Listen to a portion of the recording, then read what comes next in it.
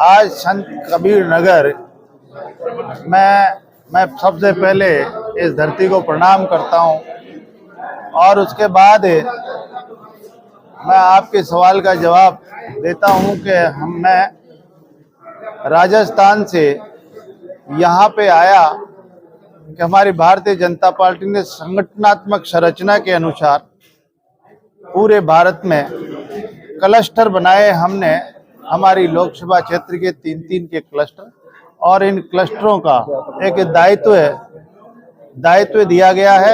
इस दायित्व के और इस संगठन के लोगों से क्या यार संत कबीर नगर इस क्लस्टर के संगठनात्मक संरचना को देखने के लिए हमारे कार्यकर्ताओं को जिस तरह से संगठनात्मक जो हमारी संरचना है उस संरचना के अनुसार काम करने के लिए हम कार्यकर्ता यहाँ इकट्ठे हुए हैं। और ये भारतीय जनता पार्टी इस तरह से काम करती है कि हमारे प्रत्येक कार्यकर्ता के पास भारतीय जनता पार्टी के जो हमारे माननीय प्रधानमंत्री यशस्वी नरेंद्र मोदी जी है उनकी जो लोक कल्याणकारी योजनाएं हैं जिनको हम छूटे हुए व्यक्ति तक पहुंचाने का काम करें।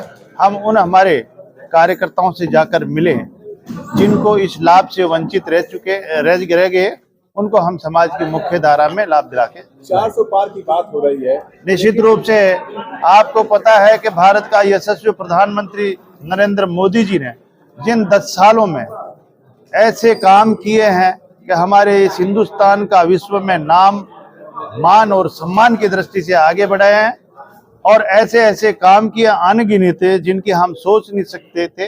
उन कामों के 10 साल में उन्होंने पूरा करके दिखाया है, जो नहीं कहते हैं वो भी करके दिखाया है।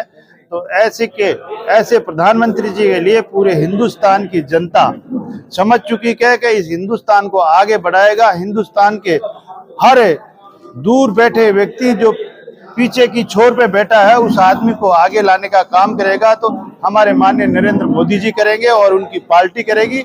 इस भाव से मेरे राजस्थान से लेके उत्तर प्रदेश से लेके सभी राज्यों में भारतीय जनता पार्टी का परचम लहरेगा। पवन सिंह ने टिकट अपना वापस कर दिया। हाँ? हार के डर से पवन सिंह ने अपना टिकट वापस कर दिया। ऐसा कुछ नहीं है सर। अखिलेश यादव ने अभी हाल ही में ट्वीट किया है, उन्होंने लिखा है कि 195 जो सूची जारी की है भाजपा ने, बाकी वो हार पहले ही मान ली है, पहली सूची में पहला हार मान ली है। उनके कहने से ये भारतीय जनता पार्टी चलने वाली नहीं है। ये भारतीय जनता पार्टी अपने संगठन और अपने जो कार्यकर्ताओं के भरोसे चलती है, किसी दूसरी पार्टियों के भरोसे नहीं है। वो अपनी पार्टी में झांके और उनका खुद का पता करे कि हम कहाँ पर बैठे हैं। ये भारतीय जनता पार्टी के ऐसे यशस्वी प्रधानमंत्री है जो भारतीय जनता पार्टी के कार्यकर्ता और हिंदुस्तान को आगे बढ़ाएंगे। सर उन्होंने कहा है कि पक्ष वाले कुछ भी बोल सकते हैं, लेकिन जो भारतीय जनता पार्टी के काम है जो आप सब लोगों के सामने है।